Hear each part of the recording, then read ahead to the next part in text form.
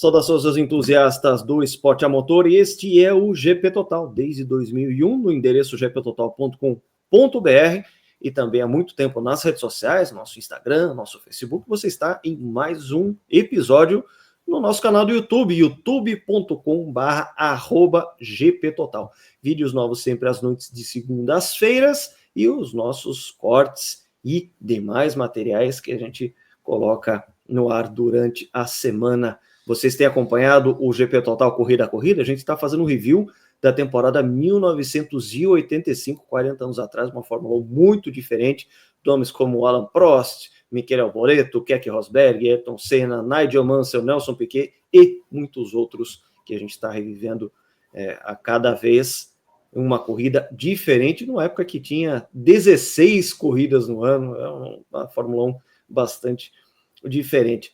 Pauta de hoje: bastidores da Fórmula 1, que a gente tem a demissão de Christian Horner, ele que vinha desde o nascimento da Red Bull como o seu diretor, e também a volta da Fórmula 1 para a Rede Globo recomprando os direitos de transmissão da categoria a partir de 2026.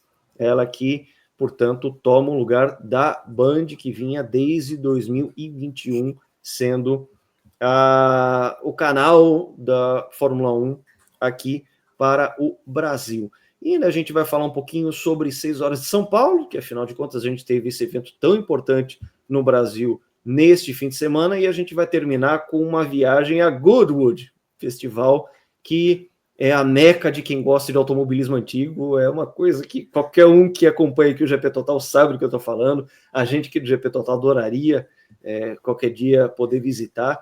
Nesse fim de semana ocorreu o Goodwood Festival of Speed, reunindo carros lendários, pilotos lendários, enfim, a gente vai trazer algumas fotos aqui do que aconteceu durante o fim de semana, coisa tudo muito legal. E para a gente falar sobre todos esses assuntos, fazer esse carrossel de informações, tem aqui meu companheiro querido, amigo João Carlos Viana, da capital do Ceará.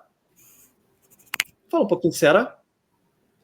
Afinal de contas, o nome ao qual eu não vou proferir, o nome da capital do Ceará, está um pouco em apuros. A gente aproveita aqui uns 30 segundinhos para que você compartilhe a sua felicidade enquanto torcedor do Vovozão.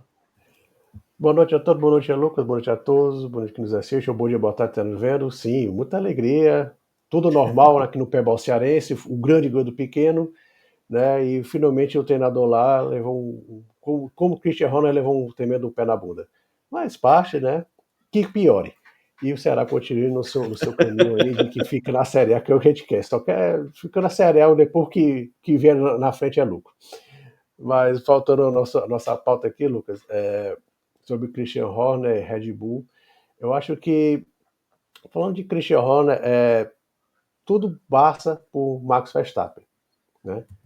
Eu vou colocar aqui, para a gente poder ilustrar essa nossa pauta, falar de Red Bull, eu vou trazer aqui uma foto que mostra bem o que é tudo uma questão de momento, né? Porque a gente tem essa foto, uma coisa que não vai se ver mais. Primeiro, que é o triunvirato da foto. Temos na foto destaque Christian Horner, Max Verstappen e o Helmut Marko. E eles estão sorrindo. Ou seja, são coisas que a gente não vai ver mais nos boxes da Red Bull. Não vamos ver mais sorrisos e não vamos ver mais, e sim, definitivo, vamos ver mais Christian Horner. Basicamente, Lucas, quando houve a notícia, né, da demissão do Christian Horner, havia algumas especulações, mas quando houve a notícia, fizeram duas perguntas. O Christian Horner saiu porque ele perdeu o Max Verstappen, ou ele está sendo saído para uma tentativa desesperada da Red Bull e segurar o Max Verstappen? Então está tudo em torno do Max Verstappen, essa saída do Christian Horner, que é o futuro da Red Bull. Sem sombra de dúvida, a Red Bull tem uma Max Verstappen independência, é tanto que o segundo carro se tornou uma missão ingrata para quem estiver lá, desde que o Daniel Ricciardo saiu em 2018. Então, passou lá Alex Albon, Pierre Gasly, Sérgio Pérez, etc, etc. Ninguém consegue andar naquele carro de forma decente, principalmente nos últimos 2 anos, quando começou a desmoronar. Quem acompanha aqui o canal GP Total vai lembrar de um corte que a gente fez, conta até um bastidor que quando tem até um comentário pessoal diz, vocês estão exagerando, né? Que seria a Red Bull está implodindo. E isso a Red Bull ainda estava vencendo, mas já havia as notícias, o negócio lá dentro não está bem. Havia a denúncia contra o Christian Horner de assédio, de má conduta de uma funcionária, tem todas essas nuances. Então, nos últimos 18 meses, a Red Bull entrou numa crise não apenas técnica, mas política, né? E daqueles que um virata ali tinha Helmut Marko, que é um poderoso consultor da Red Bull, né? Desde os tempos que a Red Bull, é bom lembrar, né? A Red Bull, ela está com a equipe desde 2005, com o Christian Horner, mas ela está envolvida na Fórmula 1 desde o final da década de 90, né? Com o patrocínio da Sauber, quando ela conseguiu, ela contratou o Henrique Bernoldi em 2001 com o Tona Els, mas ela começou já lá no final da década de 90 com a Sauber, né? Que era um carro até muito bonito, e o Christian Horner tá ele com o carro do Frentzen aí, né, 95, 96, tem seus bons 30 anos dessa foto aí, e a Red Bull comprou os espólios da época da Jaguar, né, que era uma equipe que foi comprar, era uma equipe Stewart, depois a Ford comprou a Jaguar, e foi um tremendo fracasso, né, só rapidinho uma piada da época, que dizia-se que o CEO da Ford estava lá numa reunião na beira na ponta da cabeceira da mesa e perguntou: olha, quem é esse tal de Ed Irvine que ganha mais do que eu aqui? E alguém comentou: nosso piloto de Fórmula 1. Que aí ele falou: e que é a Fórmula 1? Pô, se essa história é mito, é verdade, ninguém sabe, mas entrou pro folclore da Fórmula 1, como era a Ford, tratava como a Ford via a Fórmula 1, e nisso entrou a Red Bull, que é de patrocinador, se tornou dono de duas equipes, né, que ela comprou a Jaguar, no final de 2004, também a Minardi, que virou Toro Rosso e depois mudou mais de nome do que não sei nem o quê. Hoje é a Red Bull, mas já trocou de nome inúmeras vezes.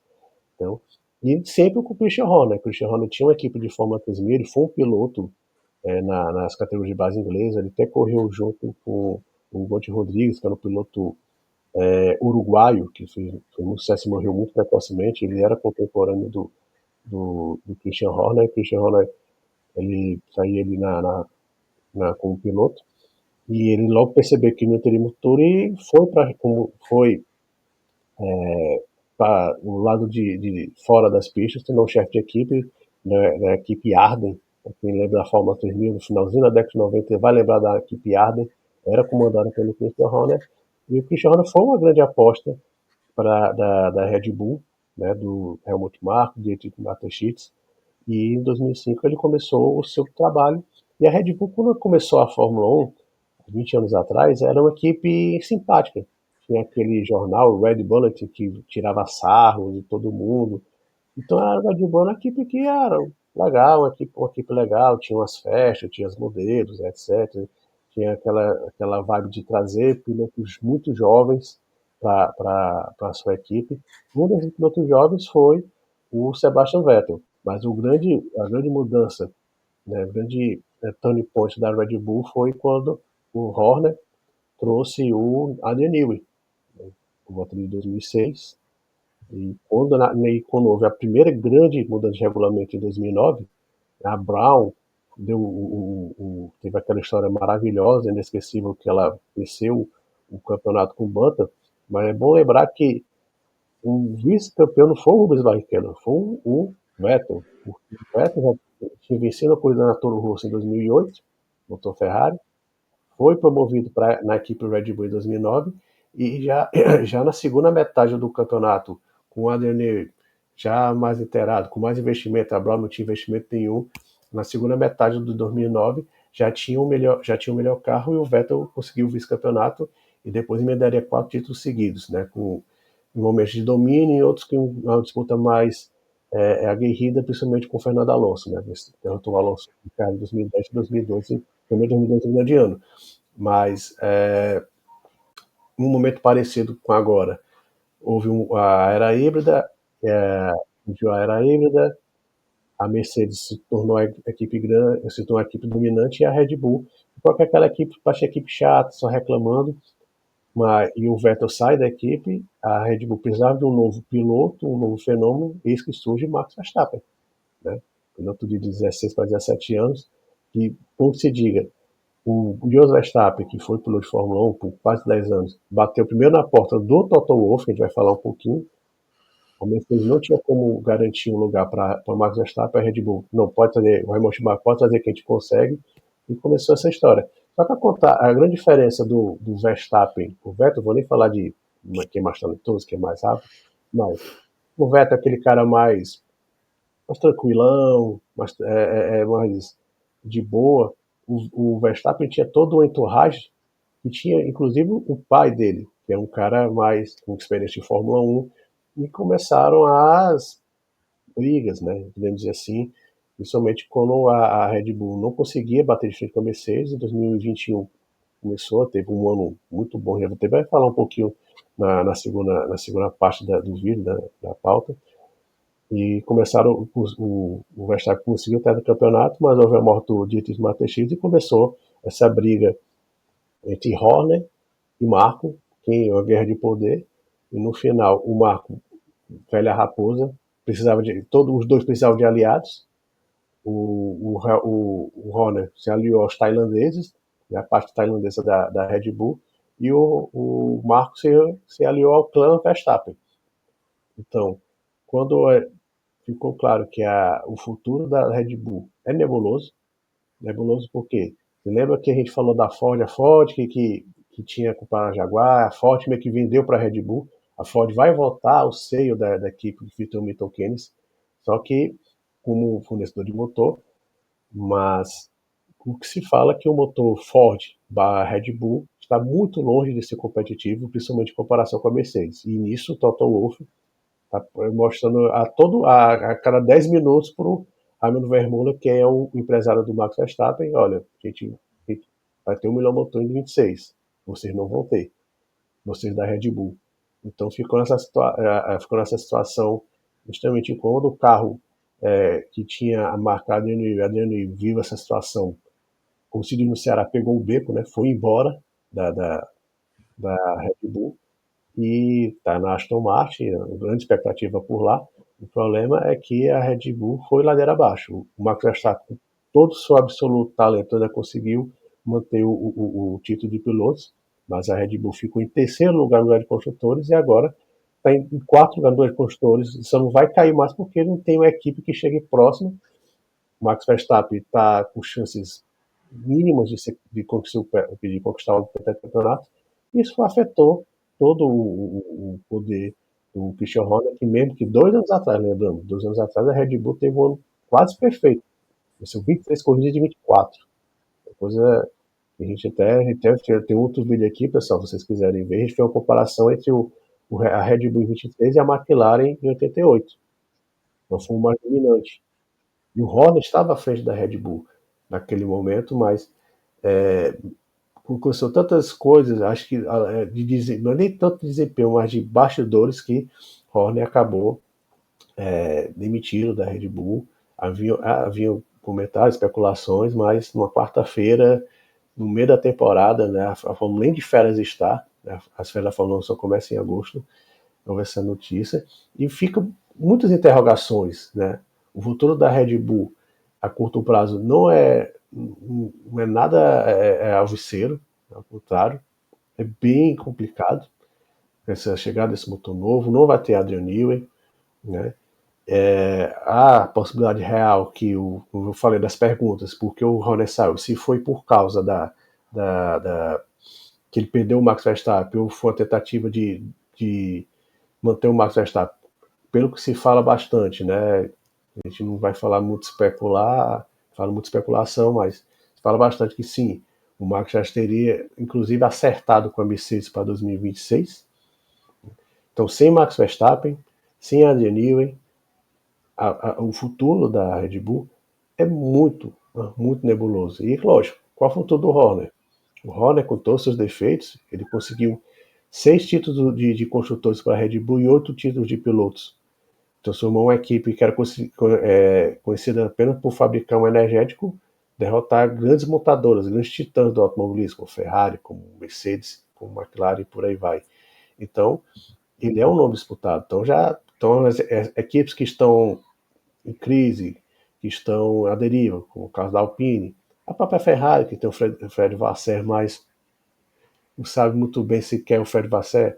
Surgiu agora a história da Cadillac querendo o Christian Horner. Então, não vai faltar, o Christian Horner vai ficar open to work muito tempo no LinkedIn dele, muito provavelmente ele vai ter contatos. Também se ele vai querer, também ele vai querer tirar um tempo. Muito se fala que o Horner foi inocentado das acusações de comportamento inapropriado com a funcionária, mas foi uma investigação interna da Red Bull, mas essa funcionária colocou na justiça inglesa esse julgamento vai correr em 26, muito provavelmente não vai ser muito agradável para o Horner. Então tem muitas coisas para a gente falar e também, como eu falei, passa muito o Verstappen. Se ele for mesmo para a Mercedes 2026, vai ser muito complicado a cultura a curto prazo da Red Bull. Algumas coisas que a gente tem que colocar primeiro, né, o surgimento da equipe Red Bull. Ela vinha com essa proposta Red Bulletin, é uma equipe descolada, é a equipe do energética, é a equipe das festas. Das festas, desse espírito de aventura radical e tudo mais. E é claro que o universo da Fórmula 1 não viu aquilo ali com a seriedade do que é uma montadora de automóvel, mas é claro que isso aí foi colocado de uma forma muito de diferente perspectiva a partir do momento que eles realmente começaram a ganhar corrida e é claro que a contratação do Adrian Newey foi o momento mais importante para que isso acontecesse, porque se não fossem carros assinados pelo Adrian Newey, a gente não sabe o que seria o futuro dessa equipe. Então, guardadas as devidas proporções, é a mesma coisa quando todo mundo via a Hesketh lá nos anos 70, o Lord Hesketh servindo o coquetel de camarão nos boxes, junto com o James Hunt e todo aquele champanhe e tudo mais, e eles vão lá e vencem o grande prêmio da Holanda de 75, o Hunt ganha do Niki Lauda na chuva, e eles provam que, não, eles não estavam lá só para fazer figuração ou para transformar o ambiente da Fórmula 1 em badalação e festa, eles estavam lá para competir e também ganhar. O erro do Lord Hesketh foi de não ter um bom contador ali enfim, talento, então, mentes talentosas, o próprio Harvey Postlethwaite, que era o projetista, estava lá, James Hunt, que depois seria campeão mundial, ou seja, é um piloto de velocidade, um piloto de mérito, enfim, com a Red Bull guardadas as devidíssimas proporções, aconteceu alguma coisa nesse sentido também. A própria equipe Benetton, o que uma grife de roupa italiana está fazendo no meio da Fórmula 1? O que ela quer comprando uma equipe de Fórmula 1, como foi o caso da compra da Toleman, a gente está também retratando no nosso GP Total Corrida a Corrida. Então, você tem aí empresas, grupos diferentes que são, digamos assim, alienígenas ao universo automotivo e que, quando compram uma equipe, geram esse tipo de desconfiança. E a Red Bull foi lá e calou a boca de meio mundo de gente andando bem, conquistando a primeira vitória em 2008 via Toro Rosso ainda, com esse talento geracional chamado Sebastian Vettel. A gente já vai falar um pouco sobre isso também, a questão de pilotos e tudo mais, mas foi esse cala-boca. Queria falar, antes de chegar nessa questão de pilotos, e, é claro, falar sobre Helmut Marko, é interessante falar do próprio Horner, que ele dá uma entrevista, que ele é um cara muito sincero, falando que enquanto ele ainda era piloto de Fórmula 3000, ele teve uma passagem que acabou sendo aquilo que decretou a sua aposentadoria precoce do universo da pilotagem de alto nível. Ele viu o Juan Pablo Montoya fazer uma curva em alta velocidade. E ele percebeu que ele não tinha o mesmo comprometimento de um Juan Pablo Montoya para fazer aquela curva. Montoya ainda é época um piloto de Fórmula 3000, um piloto que seria fininho, né, esbelto, com bastante fome de corrida, não fome durante as refeições. Então, mais fome de volante do que fome de hambúrguer, aí a equação fechava. Enfim, piloto talentosíssimo, que depois foi para kart, se tornou um grande campeão. Na Fórmula 1 só não se desenvolveu por limitações dele próprio, cabeça dele, mentalidade, porque senão ele poderia ter ido muito mais além. Velocidade estava lá, atitude estava lá, mas faltavam alguns elementos de pacote para que ele pudesse fazer frente realmente ao que era o conjunto hegemônico, que era Schumacher e Ferrari, para aquela época. Ele, infelizmente, pegou essa parada duríssima, que era ter que enfrentar Schumacher e Ferrari, e depois ainda Bridgestone, exclusiva para Ferrari, enfim, essa primeira grande era hegemônica que a gente teve, que é aquela Ferrari, eu nem considero a de McLaren, época de Prost Senna, tão hegemônica quanto foi Ferrari e Schumacher, porque ela foi mais longeva, por esse aspecto. Mas, ou seja, um piloto que o Horner viu fazendo uma curva e falou assim, não consigo fazer o que esse cara faz.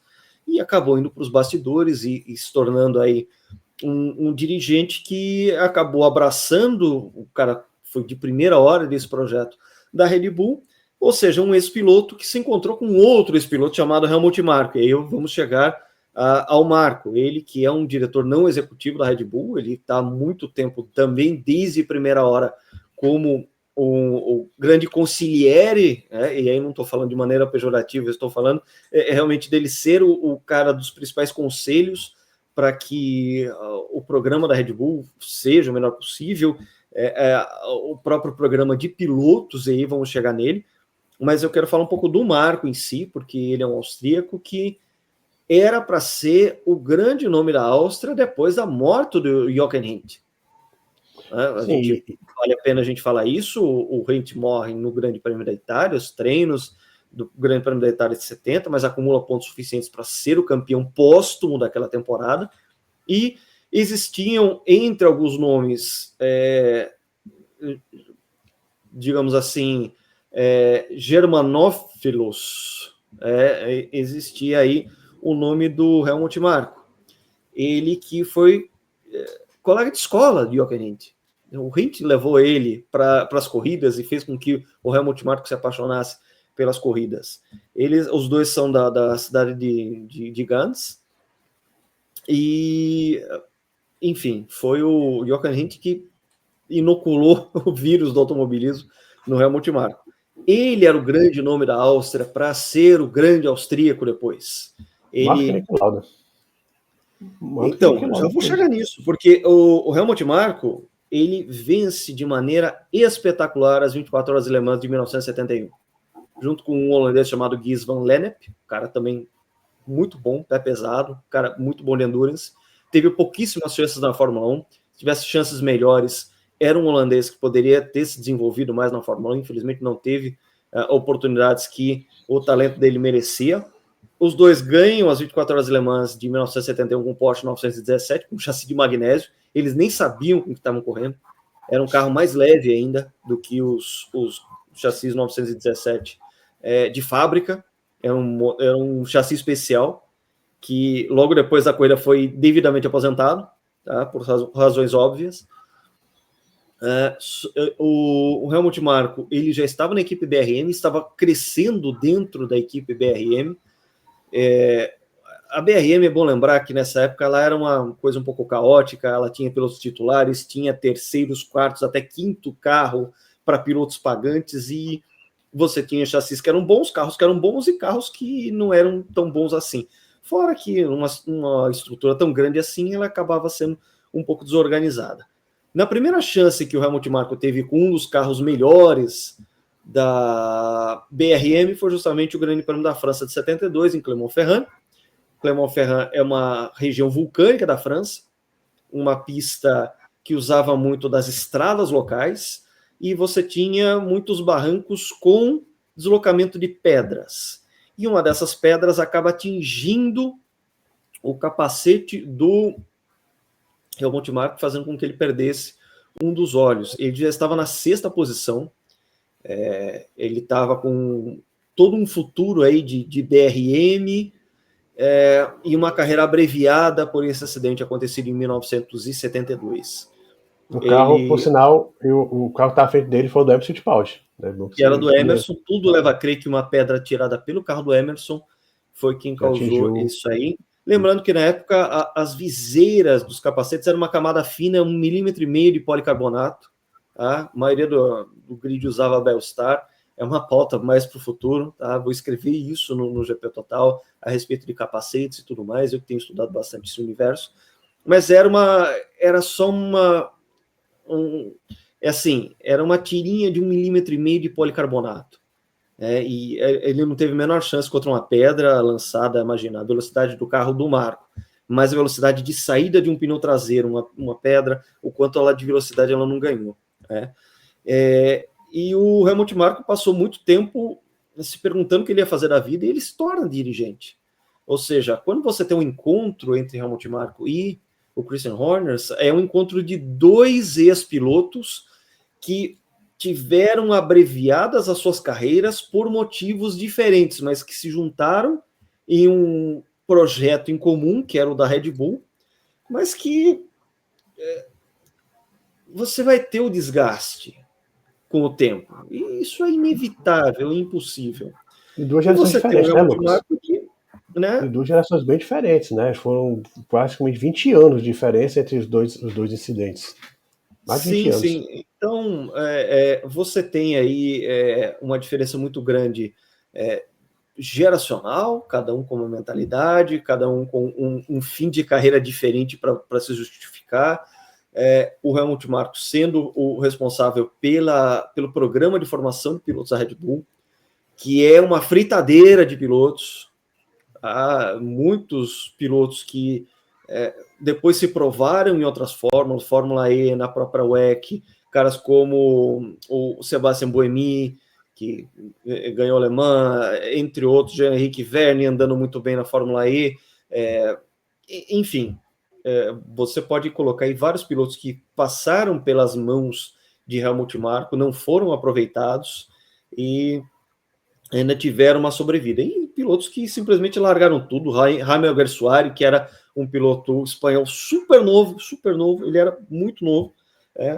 A gente fica até se perguntando a respeito da idade, a maturidade dos pilotos, porque no meio dessa carnificina toda surgem nomes como Daniel Ricciardo, que depois foi se perdendo ao longo da carreira, e aí sim, os grandes virtuosos, os grandes talentos geracionais descobertos pelo programa, que foram o Sebastian Vettel e o Max Verstappen. E aí a gente chega, faz toda uma curva, todo um arco histórico para a gente chegar no atual momento da Red Bull, que parece que ela está pronta para comprar uma passagem para 2008. Por que 2008? Porque foi a época em que a Red Bull era uma equipe de meio de grid, que estava apanhando da equipe satélite, porque a Toro Rosso tinha um motor Ferrari que, no fim das contas, dava uns cavalinhos a mais, e ela estava andando melhor, e ainda tinha o Sebastian Vettel ao volante, que conquistou o Grande Prêmio da Itália de 2008, sob chuva, com uma naturalidade incrível. A gente já percebia ali que existia um piloto com estirpe de campeão surgindo, e não demorou muito para que ele conquistasse mais vitórias e ele disputasse títulos e ganhasse os títulos que ganhou. A Red Bull está pronta para fazer isso. Com o seguinte porém, e esse porém foi colocado de maneira muito interessante pelo meu querido amigo Arlindo Silva. Um grande abraço a ele que acompanha a gente aqui, ele que já participou de algumas das nossas pautas.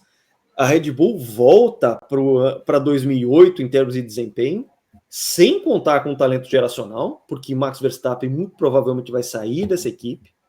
Tá? A gente já vai falar um pouco desse bastidor Verstappen-Mercedes também, vale a pena a gente pincelar mais algumas questões a respeito disso. E não vai ter o Adrian Newey para assinar os carros, porque, na verdade, todo o departamento ali de engenharia que formou aquele pacote vencedor de Red Bull em 2 momentos diferentes, não está mais lá também. Dan Fellows já tinha ido para Aston Martin, e aí você vai ter o Whitley, enfim. Rob Marshall disse que o Marshall também tá não na vai lá. Conta-se que estava até vendo a Ju Ceresoli falando que o Rob Marshall estava meio escanteado dentro da Red Bull, ninguém escutava ele, e a McLaren o contratou, a Red Bull nem fez muita questão, pode ir, ele não tá. E o que se fala no paddock é que foi que as ideias do Rob Marshall, principalmente na parte de resfriamento de freio, de desgaste de pneu, que estava toda a diferença para a McLaren ser a equipe dominante em 2025. Ninguém. Aí cai também na conta do Horner também. Já estão. Então, e veja que situação interessante, porque isso é uma coisa que a gente falou recentemente.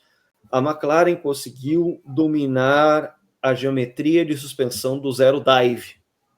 A suspensão da McLaren no mergulho em frenagens. Ela se mantém firme por causa de uma geometria super radical de suspensão que quem tinha proposto tinha sido Adrian Newey ainda dentro da Red Bull. Tá? Então, é claro que essa geometria nova que está sendo usada, que, aliás, o Lando Norris ele está se sentindo mais inseguro. Eles colocaram uma geometria um pouquinho diferente no carro do Norris, que ela dá um mergulhinho, ela trava e daí ele vem e assenta o carro para a entrada de curva. Isso está fazendo diferença. Essa virada do Norris tem a ver também com isso. Essas últimas vitórias que o Lando Norris tem acumulado. Então, a gente vê que realmente... mas toda hegemonia tem um final, e quando a hegemonia é muito forte, muito intensa, como foi a da Red Bull, com o pico dela em 2023, é claro que uma hora a festa acaba e as pessoas saem do recinto, e muitas vezes isso acontece de maneira de castelo de carta, a coisa desmorona. Aí a gente está vendo isso. Tá? Isso. Outras coisas a serem colocadas na equação. O Dietrich Mateschitz faleceu recentemente, vamos colocar assim, recentemente, já faz mais de ano, mas se a gente colocar num contexto de Red Bull, é uma coisa recente, mas que também muda toda uma orientação de acionistas, do que a gente vai fazer com a equipe e tudo mais. Eles têm hoje um carro que depende totalmente do talento do Verstappen para funcionar, e as pistas para que isso acontecesse foram dadas ainda em 2023, e veja só que coisa interessante, né? Quando o Adrian Newey falou que tinha feito um carro extremo demais, entre as atualizações, né, dessa linhagem vencedora vinda de 2022, em determinado momento ele fala assim, puxa, eu temo que tenha feito um carro extremo demais. A gente, não vou dizer que tirou sarro, mas desdenhou dessa afirmação, porque a Red Bull continuou ganhando, mas a gente mal sabia que quando o Newey dá uma... Quem sentiu isso... Ele sabia o que estava falando. Esse extremo, o que é? É um carro que é muito manhoso para que você leve ele ao limite. É um carro muito pouco amigável. E é um carro que só realmente um talento como é o do Max Verstappen para tirar desempenho. E isso fez com que eles chegassem num teto de desenvolvimento. E que esse teto está sendo ultrapassado agora, como foi há muito ultrapassado por McLaren. A gente já via desde o ano passado a McLaren com muita força, com aquela cara, isso aí é mérito do Márcio Madeira. Ele fala assim, olha, a McLaren está com cara de campeã no ano seguinte, e a gente está vendo isso acontecer. A análise mais que pontual, cirúrgica do Márcio para falar sobre isso. A gente viu ainda no ano passado a Ferrari se apresentando com muito mais força, menos força esse ano, mas de qualquer forma à frente de Red Bull, se a gente considerar o overall. E uma Mercedes que ano passado ela tinha sido bastante inconsistente, ora vencia corridas, ora ficava muito longe das outras três. Hoje a gente vê uma Mercedes muito mais consistente, está ganhando muito mais pontos do que em 2024, e fez uma corrida dominante no Canadá. que é um circuito que casou muito bem com as características do carro. A esquerda-direita, retomada de velocidade, velocidade em reta, como é a reta até a chicane dos campeões, e uma exibição de gala do George Russell, que tem sido um piloto super consistente. E a gente já vai chegar também em George Russell, porque você tem todas essas movimentações de Mercedes. Então, esses pontos precisam ser colocados também. Foi juntado um conjunto vencedor, as peças principais desse conjunto ou não estão mais lá, ou estão a ponto de sair, e você não tem as devidas reposições para que a Red Bull, pelo menos num curto prazo, consiga almejar um novo período vencedor. O que a gente tem no curto prazo é um motor que é o Ford Red Bull, que é uma grande incógnita. Primeiro Uma motor grande construído por eles. E Max Verstappen vai continuar na equipe, um Christian Horner que acaba de ser demitido, e quando você tem uma demissão de meio de ano é porque o cara foi derrubado, porque não é um negócio que fala assim, não, agora é um fim de ano, ele vai sair, vamos fazer homenagem, festinha, tapinhas nas costas. Não. A gente está no meio de uma temporada de Fórmula 1 e o cara foi mandado embora. Teve os agradecimentos, ele parte para as novas, né, como é que é o padrão, né? Parte para novos desafios, né?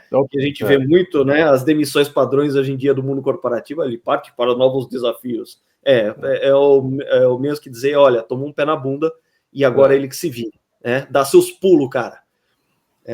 Não vai com você mais. Então, Red Bull que sim, tá realmente em fim de ciclo. Só que no curto prazo, e até em curto e médio prazo, eu não vejo perspectiva de uma equipe que possa retomar os seus melhores dias e que possa ter aí um terceiro tempo como uma equipe vencedora. Não consigo ver isso no horizonte. É isso mesmo, Lucas. Que eu ia falar que, além de tudo isso, pela primeira vez, o só vai construir um motor, e é um motor muito complexo, né? Então, essa saída do Christian Horner, né, passa muito porque se o Max Verstappen, que é o último pilar, a gente tinha lá 3 pilares, a gente mostrou no começo do vídeo, né? O Helmut Marko, o Horner e o Max Verstappen, ainda tem o Adrian Newey, talvez sendo um dos grandes pilares, né? Tá faltando o Adrian Newey, está faltando aí, naquela foto. Mas, nessa foto aí, tá faltando o Adrian. Sem o Adrian Newey, sem o Horner, sem o Verstappen, eu até levanto essa possibilidade. Será que a Red Bull vai querer continuar na Fórmula 1? A Red Bull é dona da equipe, investindo milhões, né? O Dietrich Mateschitz não está mais aí, que está o filho dele. Será que ele é tão empolgado como era o Didi, como era o apelido do Dietrich Mateschitz? Ele é tão empolgado, né? Será que de repente a Ford, que ele lá atrás vendeu a sua equipe para a Red Bull, ela pode, naquelas coisas do destino, recomprar a equipe e assumir tudo? Isso é algo bem, acho que dá para levantar sim isso. Se a Red Bull vai continuar com o futuro da Red Bull enquanto equipe está em xeque. Está em xeque. Essa é uma coisa muito importante para colocar na equação. A gente não está falando só de uma equipe que vai regredir muitas casas, é o que parece, mas que de repente pode colocar tudo à venda, inclusive a equipe satélite. Exatamente. São 4 carros que a Red Bull coloca no grid.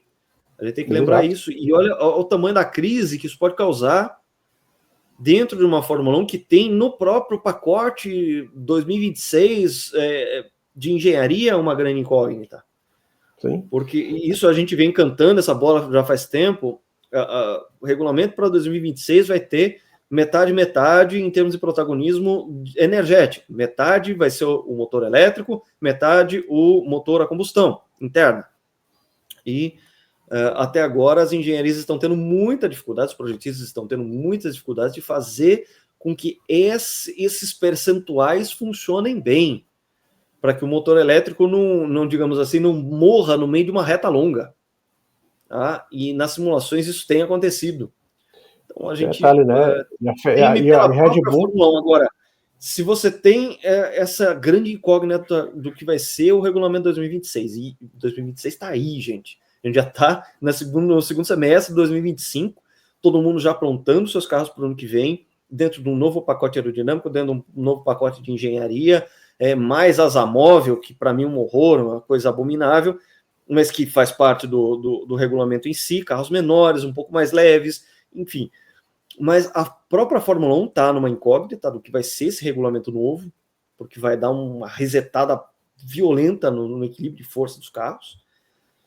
E você tem uma Red Bull que pode entrar numa crise tal que ela pode colocar tudo à venda. E quando colocar à venda, não são 2 carros, são 4 carros. Tá? Por mais que a gente esteja aí no limiar da entrada da Cadillac, que vão ser mais 2 carros no grid, de qualquer forma, você perder 4 carros numa circunstância de virada de regulamento pode ser uma crise muito grande para a Fórmula 1. E aí, o que era só uma crise interna de uma equipe vira uma crise que afeta a segunda equipe, que é a equipe satélite. Afinal de contas, o Lohan Mekies sai do comando da Racing Bulls para ser o novo diretor, novo CEO da Red Bull, no lugar do Horner. Ou seja, o que será da equipe satélite, o que vai ser da equipe titular, o que vai ser dos acionistas da Red Bull, a parte tailandesa, a parte austríaca, com o filho do Mateschitz. Então, a gente tem uma situação que pode se tornar uma crise que vai afetar a categoria em si. A gente não está sendo catastrofista, a gente está colocando aqui cenários possíveis. É teoria dos jogos, a gente vai analisar os cenários que podem, porventura, acontecer. Tá? Não é ser pessimista, né, Lucas? Não é ser pessimista. Assim, são cenários bem realistas que pode acontecer. É só uma questão de colocar cenários possíveis. A Fórmula 1 2026 está muito, muito, muito turva. Tá?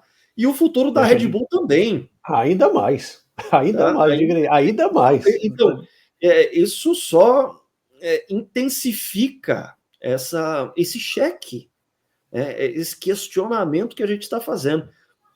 E reitero, não é questão de ser catastrofista, de ser fatalista, vitimista, mas a gente pode ter uma puxada de tomada. Assim, não, acaba o programa Red Bull na Fórmula 1, como a Red Bull já acabou, por exemplo, o programa na NASCAR, ela tinha ali uma equipe de NASCAR, puxou o plug. Na IRL, me lembra? A própria IRL, tinha lá o Ed Cheever, né, era Thomas piloto Scheckter. Red Bull, Thomas Scheckter, a gente teve cancelamentos de programas da Red Bull. Red Bull, a gente precisa lembrar, é aquela empresa que fabrica energético. Fabrica energético a 10 centavos de dólar, vende a 2,50 ou 2,99, dependendo do mercadinho que você for. Estou falando por esse em dólar para o mercado de primeiro mundo. Tá? Funciona assim, ela custa de produção 10 centavos e ela vende a 2,50, 2,49 ou 2,99, dependendo do mercadinho que você tiver. É uma empresa que depois ela criou uma imagem para si, que é essa empresa de entretenimento, digamos assim. A empresa e você tem aquela virada do que a empresa se mostra para o que a empresa é. E a gente usa muito aquele exemplo do McDonald's, principalmente depois daquele filme Fome de Poder, brilhantemente atuando o Michael Keaton. O McDonald's é uma empresa imobiliária que vende hambúrgueres. E, da mesma forma, a Red Bull é uma empresa de entretenimento que vende energéticos.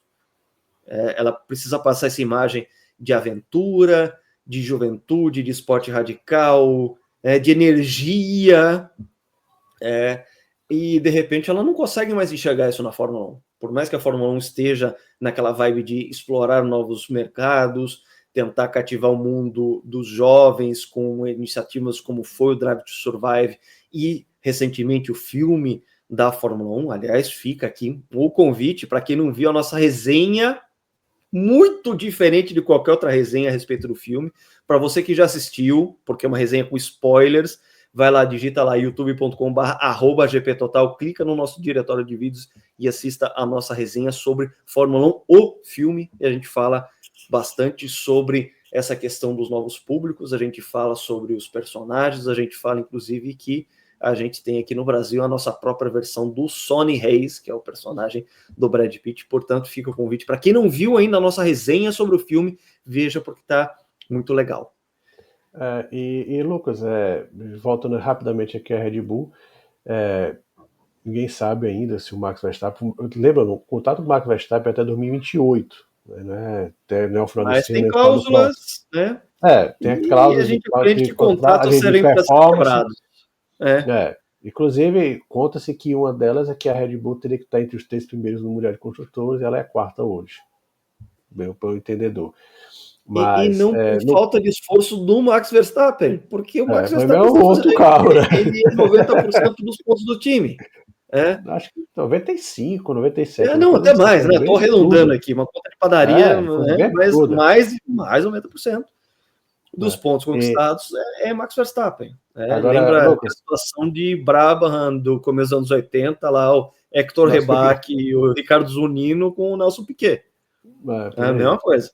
Mas pelo menos que eles pagavam a conta, né? E o nosso querido Yuki Tsunoda não paga muita continha ali, não. Agora, Lucas, Não. é aquela história. Ninguém sabe do futuro do Max Verstappen. Ele está gravando aqui dia 14 de julho de 2025 e ninguém sabe. Até esse final de semana, né, surgiu aquela história que o Max Verstappen teria ido para uma ilha na Sicília e o Toto Wolff já estava lá, e os dois se encontraram, já passaram o contrato. Isso aí ninguém... É uma história, ninguém sabe se é verdade, né? Já foi desmentido isso aí, que cada um estava no iate, eles iam se encontrar. Essa parte foi desmentida, agora, mas a se gente eles se não sabe encontrarem até em que algum momento, ponto ninguém sabe.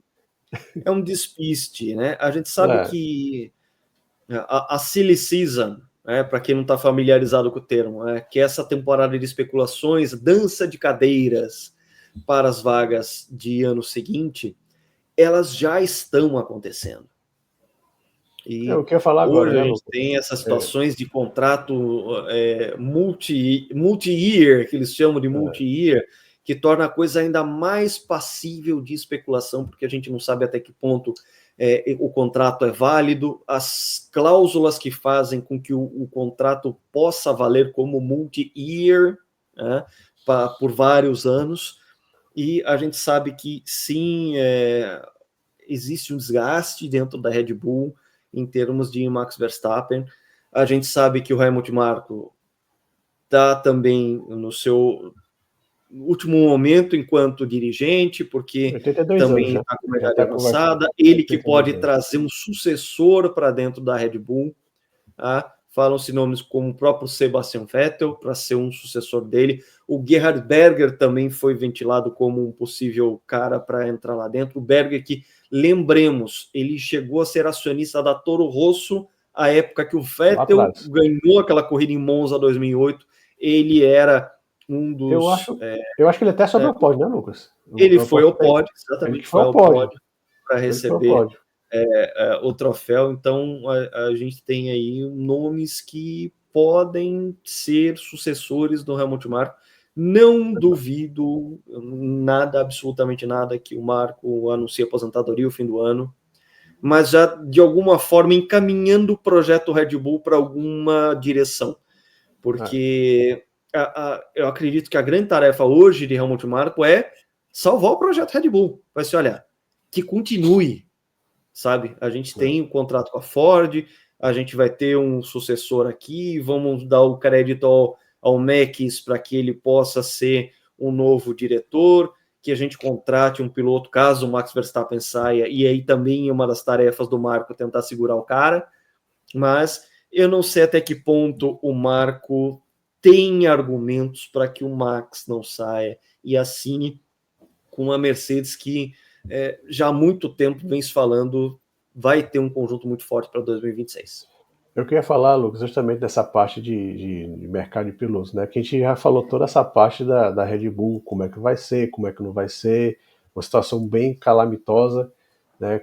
Como falaria a poetisa cearense contemporânea Rosicléa, uma verdadeira rocha que garau queima raparigal.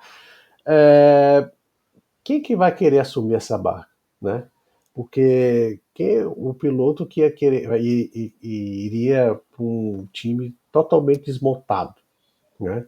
Porque no caso, se o Max Verstappen ir para Mercedes, como eu falei lá no começo do vídeo, quando o Max Verstappen faz aquela temporada de Fórmula 3 europeia, foi terceiro colocado, não foi nem campeão, mas foi terceiro colocado, assombrou todo mundo, A primeira moto que o Verstappen não foi da Red Bull, foi do Toto Wolff.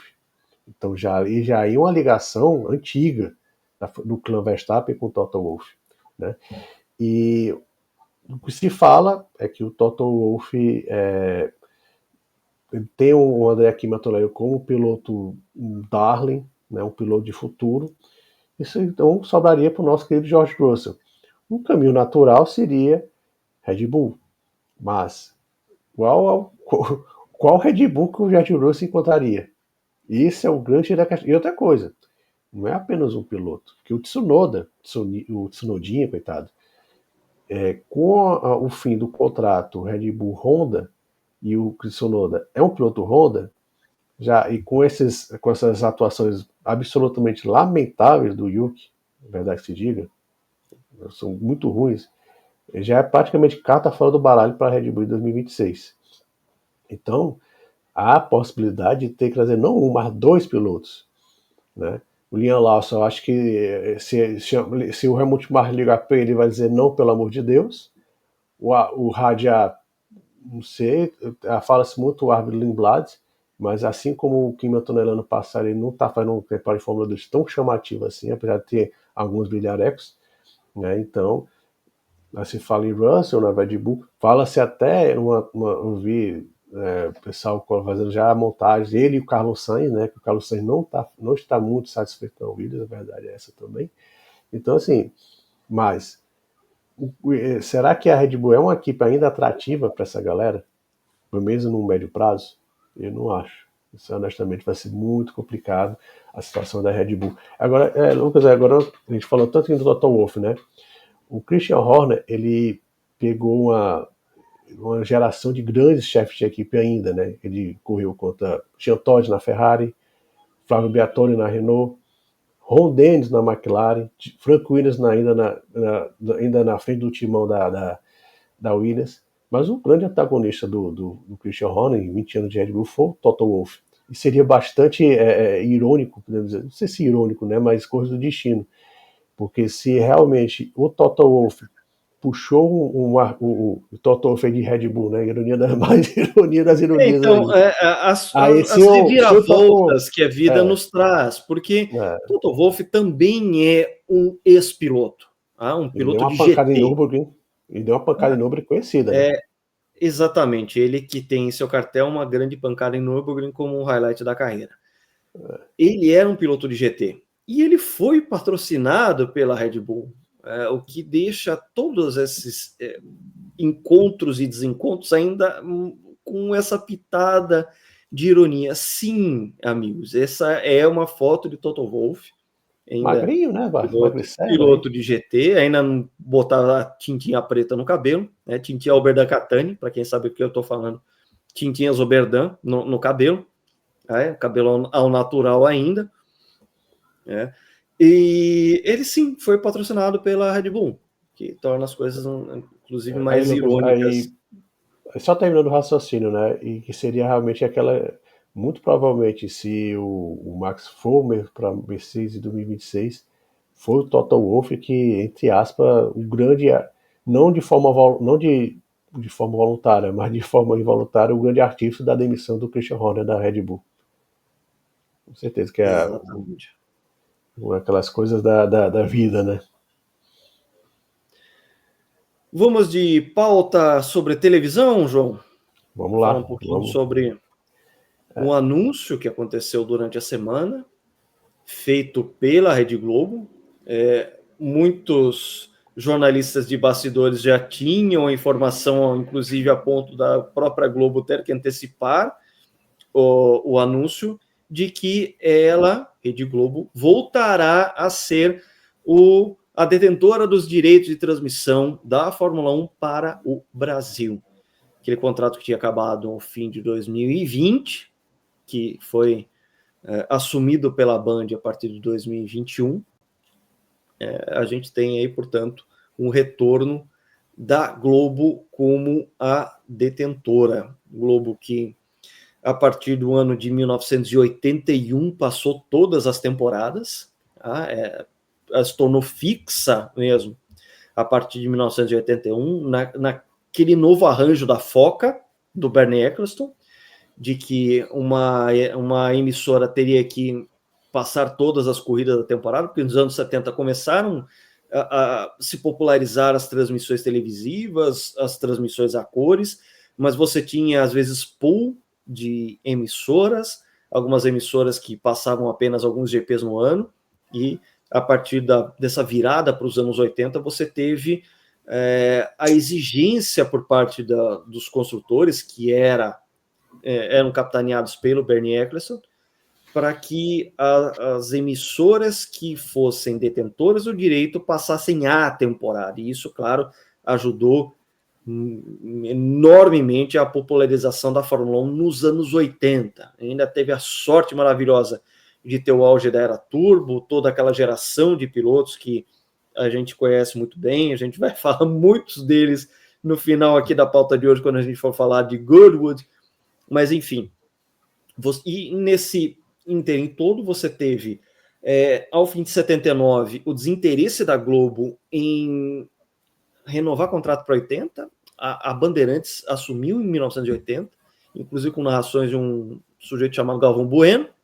Ela passou a temporada inteira, só que Nelson Piquet foi vice-campeão nessa temporada de 80 e, de repente, a Globo arregalou seus olhos e falou assim, a gente precisa da Fórmula 1 de volta, pagou um caminhão de dinheiro, coisa de 3 vezes mais do que a Bandeirantes podia pagar, fez a corrida em Jacarepaguá, no Rio, com equipamentos e tudo mais, e a Bandeirantes não teve outra opção a não ser se render para que a Globo voltasse a ser a detentora dos direitos a partir de 81, aquela corrida famosíssima do Carlos Reutemann, que ele ignorou as placas da Williams para deixar o Alan Jones passar, corrida sob chuva, Piquet largou de slicks, não deu certo, vitória de Carlos Reutemann, saudoso Carlos Reutemann, saudoso argentino. E desde 81, portanto, você tem essa sequência de Rede Globo. Claro que a história da Rede Globo na Fórmula 1 começa antes, ainda nos anos 70, em 72, com a campanha de título mundial de Emerson Fittipaldi, você já tinha um envolvimento de Rede Globo também. Você tinha transmissões junto com Cultura, com Tupi, com Record, era uma bagunça nos anos 70. Era. Mas, assumindo a partir de 81, você tem todo um desinteresse ao fim de 2020, uma visão muito diferente da Liberty Media em como negociar direitos de transmissão, que ela vinha de um histórico muito grande com negociações de Bernie Ecclestone, a qual a Globo já estava acostumada. Um dos braços da Liberty Media é o aplicativo de Fórmula 1, é a Fórmula 1 TV, é você assistir através da plataforma própria da Liberty Media, própria da Fórmula 1, e a Globo estava muito resistente a isso, e agora você tem um acordo novo entre Globo e Fórmula 1, em que, tudo indica, a Globo vai passar 15 corridas das 24 em TV aberta, e as demais através dos canais Sport TV. Isso junta-se aos treinos livres, que também vão ser colocados no canal de TV por assinatura, e alguns outros bastidores aí para a gente comentar.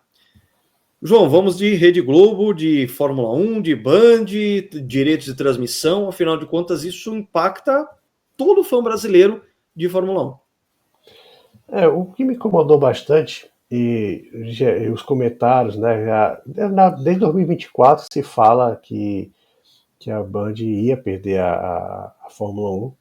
Né? Inclusive, eu abri um parênteses aqui, que foi considerado surpresa a Band ter renovado para 2025. Porque a questão da Globo retomar a detenção desses direitos, isso vem já desde algum tempo, né? Isso não veio dessa semana.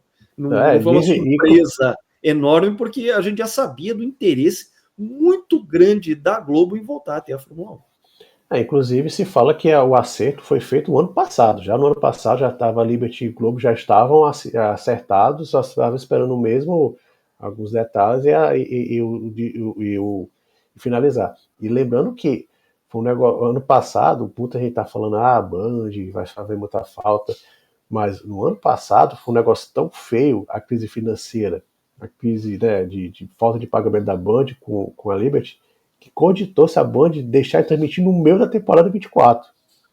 Houve esse risco. Inclusive, até tentaram fazer a Globo entrar no meio da temporada, foi um negócio bem tenso nos bastidores ali. Então, tudo isso tornou impossível a Band continuar com a Fórmula 1 a partir de 2026. Até se encontra vídeos na internet e no YouTube do Reginaldo Leme falando claramente, ó, dificilmente a Band vai continuar em 26. Então, muito provavelmente a própria equipe já estava sabendo, né, é uma coisa chata, né? Você vai saber que ali você não vai continuar, mas aí vai muito a não continuidade da Band com a Fórmula 1 é muito culpa da própria Band. Né? E o que eu ia falar, Lucas, é que me incomodou bastante, apesar de não ser exatamente uma surpresa, é a reação de muita gente. Ah, não vou mais assistir a Fórmula 1 porque a Globo está entrando, blá blá blá blá blá blá. Pessoal, vamos lá. 95% das pessoas que falam isso se acostumam a assistir Fórmula 1 hoje, na Globo. 95%. E essa galera assiste futebol, o Campeonato Brasileiro, Taça Libertadores. Então, infelizmente, essa polarização que existe hoje, política, transformar tudo que envolve a Globo em inimigo número um desse pessoal, tá? Fica uma coisa muito chata aí e envolve um pessoal que é totalmente alheio a isso, entendeu? E esse é um ponto que eu queria falar. E também a Band fez um trabalho legal, né? Chegou em 2020, depois de praticamente 40 anos, pegou normalmente a Fórmula 1, trouxe nomes conhecidos, né? Ela trouxe praticamente a equipe da Sport TV para dentro da Fórmula 1, né? Com mais o Reginaldo Leme, né, e eles foi contratado da Bandeirantes para fazer Stock Car, nem a Fórmula 1 foi para fazer Stock Car, e a Fórmula 1 até brincou, a Fórmula 1 foi ao Reginaldo Leme na Bandeirantes, né, mas ela até fez até muita alarde, a gente vai fazer uma transmissão diferente, com uma pré-hora, mostrar um pódio, né, porque é bom que esse dia a Globo não estava passando mais o pódio, todas essas coisas. O ano de 2021, a banda teve muita sorte que realmente tivemos uma temporada muito boa em 2021, não a melhor da história, Não mas foi a melhor de todos os tempos, gente. não foi. Eu passei 2 horas no canal História Esporte, o nosso querido amigo Marcel Pilate. Para quem não assinou o canal assim, História Esporte, procura lá no YouTube. É o nosso canal irmão aqui do GP Total. Passei 2 horas explicando por que 2021 não foi a melhor temporada de todos os tempos. Enfim. Você pode até dizer que foi a melhor temporada do século XXI, até aceito, do século XXI. Vale a discussão. Vale a discussão. Eu até aceito, mas o melhor de todos os tempos não foi. Mas foi um grande ano, sim. E a Band teve essa sorte, né? Então, em 22 para cá já tivemos anos mais não 2023, por exemplo, uma competitivos. tortura chinesa. Não, assistir as corridas era o mesmo script, não tava. E isso acabou afetando muito a situação, a qualidade um pouquinho a qualidade da transmissão. E muita gente está falando, a qualidade vai cair. Mas será que vai cair? Será que a qualidade já era tão alta assim na Band? É a pergunta que se faz, né? O pré-hora, ok. A gente também não pode confundir qualidade com quantidade. Realmente a quantidade de horas que a Band disponibilizava para a Fórmula 1 chamava atenção, era legal. Apesar de que nessas coisas de rede social foi um negócio tão maluco, o pessoal dizia, não vai passar a Fórmula 2, não vai passar a Fórmula 3, pessoal. A Band nunca passou a temporada da Fórmula 2 e Fórmula 3. Era sempre no Band Esportes, que por sinal já era assim no Sport TV em 2019, 2020 e vai continuar a partir de 26. Os treinos livres a Band nunca passou, sempre passou no Band Esportes. Então, o pessoal até fica inventando coisa que não existe. Então, por exemplo, Fórmula 2, Fórmula 3 e a Fórmula 1 Academy vai continuar na Sport TV, como era no Band Esportes na época da Band, né? Mas voltando a essa situação, por exemplo, houve muito problema com a equipe de transmissão. O Sérgio Maurício se envolveu em várias polêmicas extra-pista, inclusive está sendo processado por coisas que ele falou que não era para ter falado, né? O Reginaldo Leme é uma lenda pra gente. A gente cresceu escutando aquela voz do Reginaldo Leme explicando e tal. E houve situações de falha, de falha de memória normal. Ninguém é perfeito. Eu e o Lucas, a gente tá aqui tanto tempo no GP Total, a gente pode ter falado alguma informação, ter passado uma coisa, mas o Reginaldo tava uma coisa muito muito acaba acontecendo muitas vezes, e o Sérgio Maurício também, voltando ao Sérgio, ele que foi unanimidade. Lembrar que quando a Fórmula 1 foi para a Band, aí quem passou o narrador foi unânime trazer o Sérgio Maurício. Ele foi para Bandeirantes e no primeiro ano foi muito bom, mas em 22, 23, com tantas corridas, um calendário gigantesco, com tantas corridas ruins, ele ficava muito procurando a emoção, ele não existia. Isso era meio complicado. E nesse ano, tivemos o Grande Prêmio de Mônaco, que foi uma farsa. Eu vou repetir a palavra que eu usei no nosso vídeo, falando do Grande Prêmio de Mônaco, foi uma farsa. E o pessoal da transmissão, foi uma corrida legal, eu gostei. Cara, aquilo ali doeu no coração, foi uma facada no coração. Aquilo ali falando, né? Então, apesar da Band ter feito um baita trabalho, havia problemas também, né? A Mariana, ela é uma grande insider dentro da Fórmula 1. Ela conhece, as pessoas conhecem a Mariana, né? Tem um vídeo, o Hamilton falando, que bom você estar aqui de volta, faz tempo que eu não a vejo. Quer dizer, os grandes nomes da Fórmula 1 conhecem a Mariana, né? Mas algumas vezes a gente ficava com a sensação que a Mariana não aproveitava muito bem aquele pré-hora, né? Então havia problema. Por exemplo, eu moro aqui no Ceará. Na semana passada, na última coisa do Grande Prêmio da Inglaterra, o sinal da Band estava horrível. Eu tive que ir para outra televisão para ver na antena parabólica, porque a Band não estava pegando bem. E isso foi um dos grandes fatores da Globo ganhar da Band, mesmo a Band ter oferecido uma proposta melhor e ter oferecido mais dinheiro que a Globo.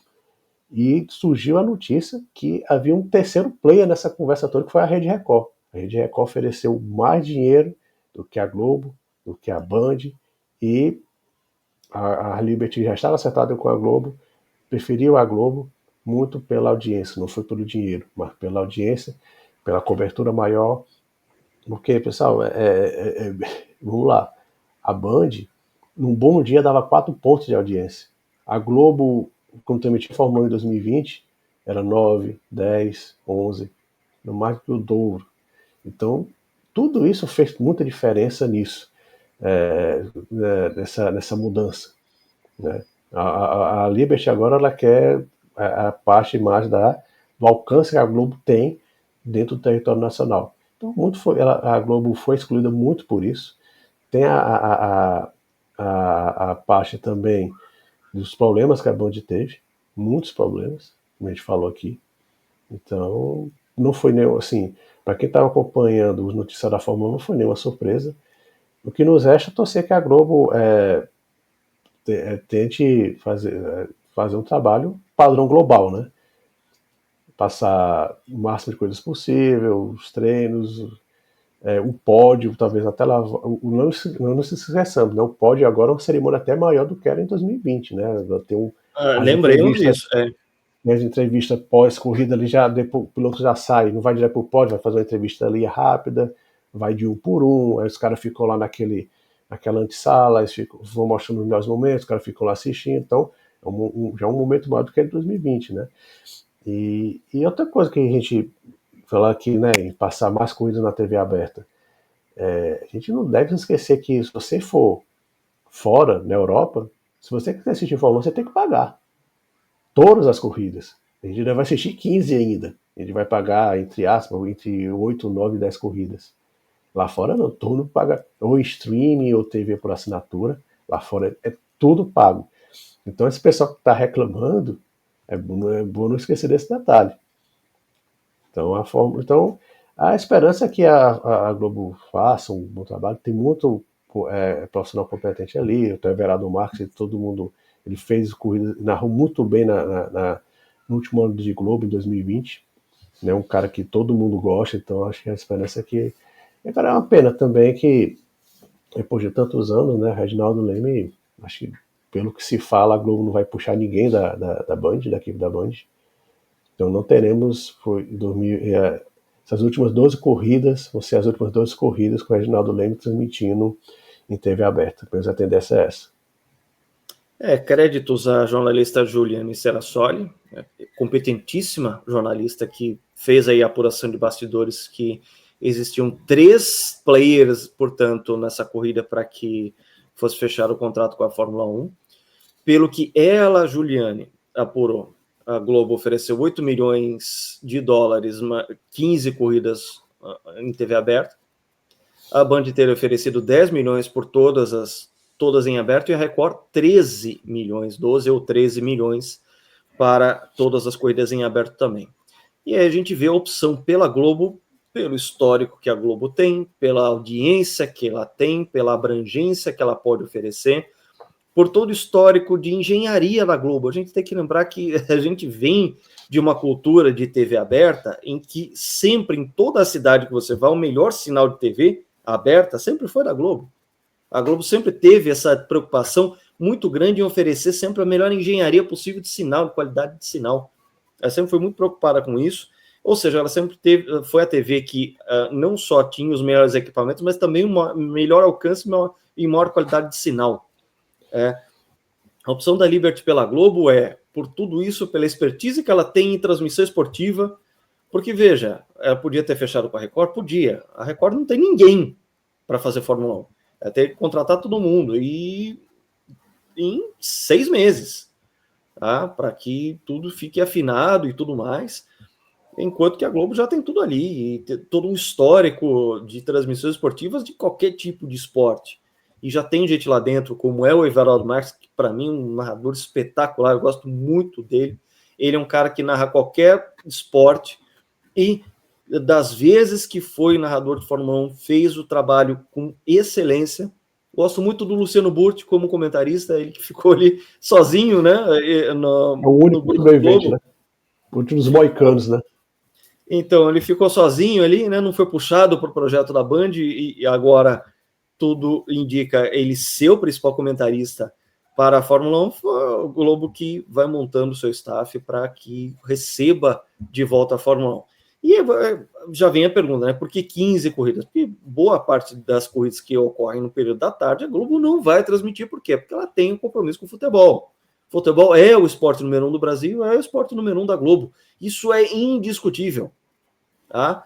Mas sim, hoje, com essa realidade de TV por assinatura, com o Globoplay, com, sabe, o acerto da Fórmula 1 com a Liberty também tem a ver com o Globoplay, eles dando um jeito de fazer com que as coisas se acertem entre eles, incluindo o player da Globo, que a Globo insiste tanto em ter o próprio player, que é Globoplay, no qual ela tem várias coisas no catálogo que vão desde novelas clássicas a produções que não vão para o ar, para a TV aberta, ou vão para o ar só depois.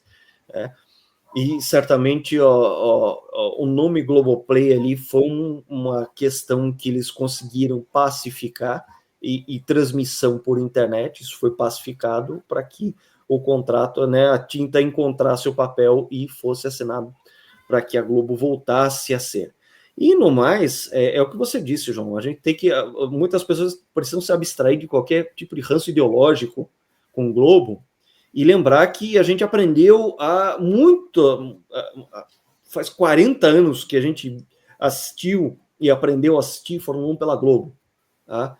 E ela não vai desvirtuar ou colocar alguma ideologia malvada durante a transmissão, ela vai transmitir a Fórmula 1 e pronto. Tá? E a gente tem que colocar todo o peso histórico que a Globo tem, e eu espero que a Globo valorize a história que ela própria tem com a Fórmula 1, tá? Com flashbacks para contar a história da Fórmula 1, o que ela já fez na Fórmula 1, porque isso precisa ser valorizado, tá? Porque ela é a única que tem esse diferencial de falar assim, olha, a gente foi a casa da Fórmula 1 por muito tempo, e aliás eles usaram esse termo, a Globo volta a ser a casa da Fórmula 1. Volta a ser. Volta para casa. É a casa da Fórmula 1. Então, isso mostra esse caráter de tradição que a Globo traz, e tradição não se compra. Tá?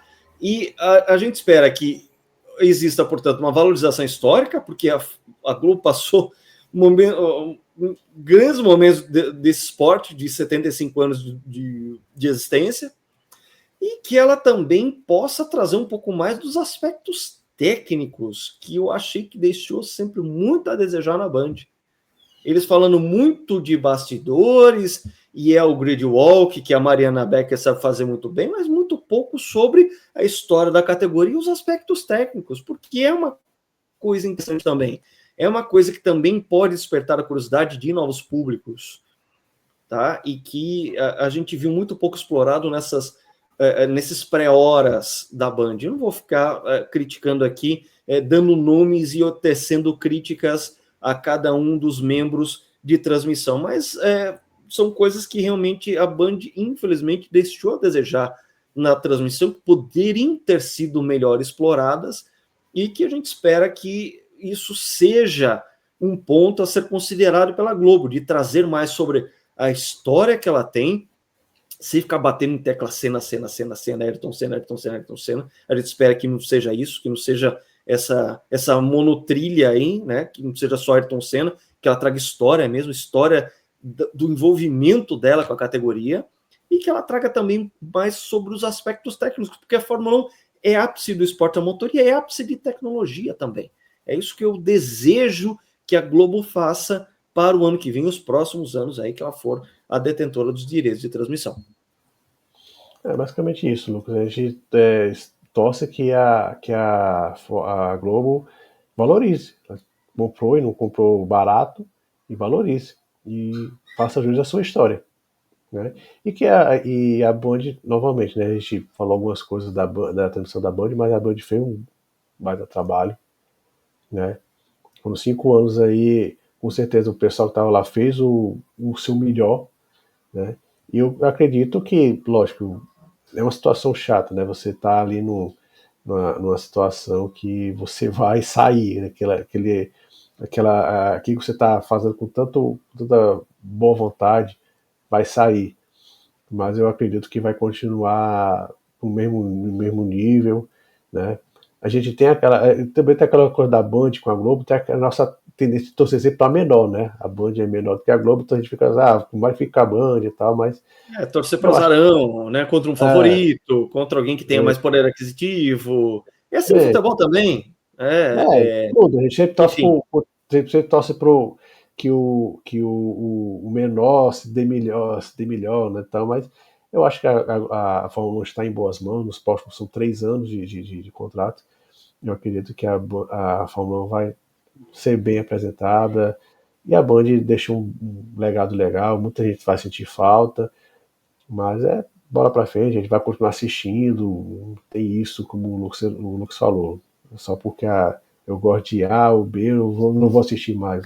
Vai ser legal, até 2020, com alguns defeitos, tomara que a Globo mesmo passe um pódio, não precisa ficar aquela... Porque também tem uma coisa, pessoal, porque a Band passava uma pré-hora de 1 hora.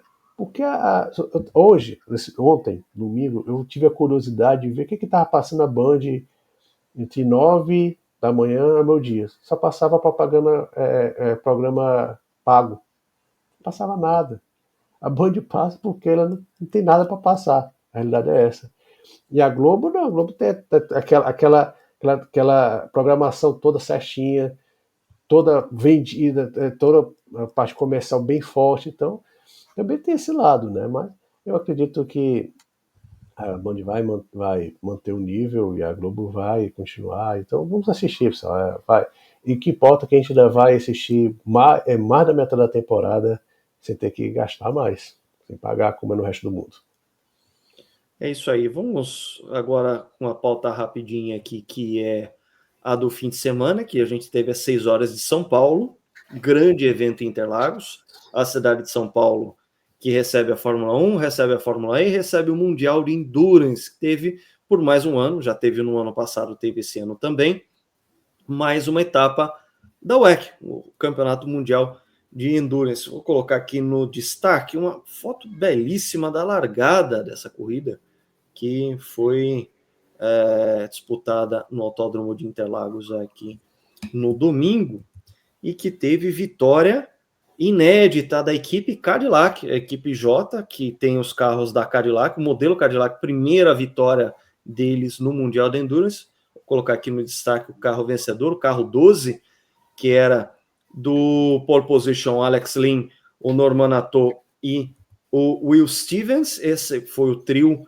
vencedor da corrida. A gente teve o segundo carro da Cadillac, o 38, aqui como o segundo colocado, esse que tem em sua composição o campeão 2009 da Fórmula 1, o Jenson Button, junto com o Sebastian Bourdais, grande campeão da Indy dos anos 2000, e também o Earl Bamber, é um trio muito forte, mas que ficou na segunda colocação, e o Porsche número 5, que a gente vê aqui também, chegou a liderar no comecinho ali, ele deu uma esticada e conseguiu liderar por algumas voltas, mas o ritmo da Cadillac no Autódromo de Interlagos foi superior aos demais times. O Porsche acabou ficando na terceira colocação.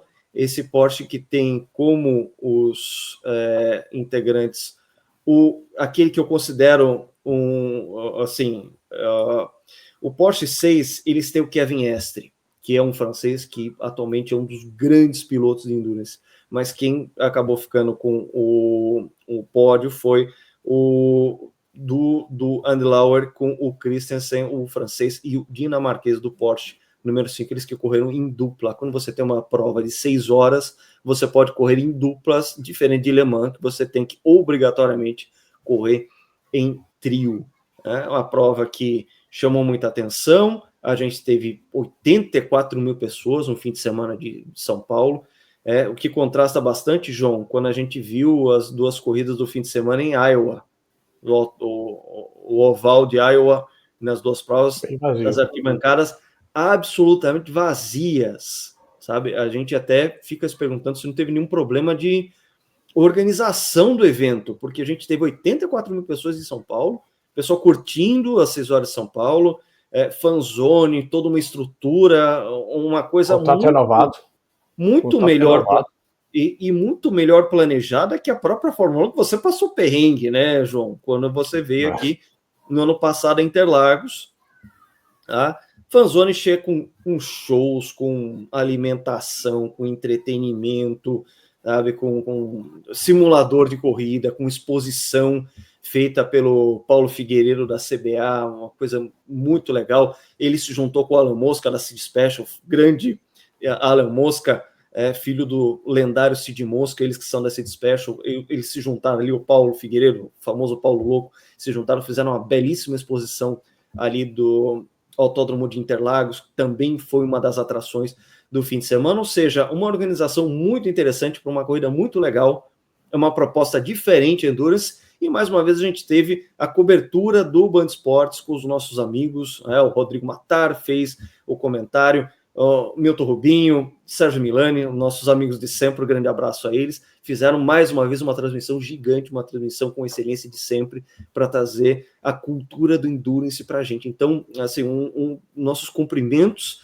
à organização da corrida, os nossos cumprimentos à galera que fez a transmissão do Band Esportes, esses três, claro, são os mais próximos a gente, mas todo mundo que esteve envolvido também, sintam-se também elogiados e aplaudidos por nós, por ter mais uma vez trazido uma corrida muito bacana para que todo o público pudesse assistir. Claro, quem esteve lá no Autódromo de Interlagos também pôde desfrutar deste fim de semana, mais um fim de semana em que Interlagos recebe uma corrida internacional e que vai receber essa corrida internacional por mais e mais anos.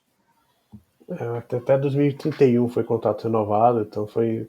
o que chama bem a atenção em termos de pista mais foi a Ferrari, né? Com o VLP atuando, a Ferrari teve muito longe de 4 vitórias consecutivas, foi muito longe da briga pela vitória. A Cadillac com o seu belo... Na verdade, é difícil achar carro feio aí, né? Nesse fim de semana, feio aí. Ferrari e Toyota não conseguiram andar muito bem. Tá? A melhor Ferrari foi a Ferrari amarela, foi aquela justamente a vencedora de Le Mans, que é da equipe F Corse, que é do Robert Kubica, que venceu Le Mans. Eles foram assim, muito punidos no Balance of Power, ficaram lá para trás. A Ferrari amarela foi melhor, ainda as duas Ferraris vermelhas ficaram lá atrás. A Toyota, que tinha sido a vencedora dessa corrida das 6 horas de São Paulo do ano passado, também não conseguiu um bom rendimento. Quem rendeu bem foi a Cadillac, e a Cadillac ainda tem aquela particularidade de ter aquele som V8 de crossplane, que é um som muito particular e que é muito gostoso de se ouvir. É um carro realmente muito especial. Com essa pintura da Hertz aí da equipe J, ficou um carro muito bonito, ele predominantemente dourado. É difícil achar carro feio aí, Lucas. É impossível achar carro feio aí. Isso é verdade, porque a gente ainda teve carros como o Peugeot, que andou bem, eles estiveram aí dentro do top 5, o Aston Martin Valkyrie, que tem um motor V12, que também tem um som maravilhoso, a Aston Martin que vem para o programa da Hypercar neste ano e que tem tudo para se desenvolver ainda mais dentro da categoria. Teve também os carros da Alpine, BMW, ou seja, são muitas marcas envolvidas na categoria Hypercar e que fazem do espetáculo um espetáculo muito variado e diverso. A gente tem o Balance of Power, já falei sobre isso, escrevi no passado, que o Balance of Power é como se fosse um glutamato monossódico, aquele salzinho oriental, você sabe o nome, não vou falar a marca, e que é artificial. A gente sabe que não é exatamente saudável, mas que realça o sabor e faz o seu papel, né? E o Balance of Power no Campeonato Mundial de Endurance é isso. Ele é aquele salzinho artificial ali que deixa aquilo mais gostoso e que faz com que os carros fiquem o mais parelho possíveis. Esse Balance of Power ele é atualizado de tempos em tempos justamente para que exista aí uma alternância de desempenhos entre as equipes, uma coisa que também é temperada pela própria característica dos circuitos que eles visitam durante a temporada. Próximo evento, por exemplo, vai ser em Austin. Eles têm ainda 3 corridas de endurance para esse calendário 2025, em Austin, em Fuji, no Japão, e eles terminam a temporada no Bahrein. Tá? Por enquanto, liderança da Ferrari, tá? No Mundial, tanto de pilotos quanto de construtores, mas o campeonato ainda é aberto, porque o Balance of Power, por enquanto, está deixando a Ferrari lá para trás, ou seja, tem um campeonato ainda para ser decidido. Vale a pena a gente pontuar também que na categoria GT, a gente também disputa, né, as 6 horas de São Paulo, a gente não tem LMP2, porque não é uma categoria que disputa o WEC, né, que são aqueles protótipos mais baratos, mais nivelados. A gente não tem isso no Mundial de Endurance, a gente tem só os carros de GT, no caso aí, a categoria, na verdade, é a GT3.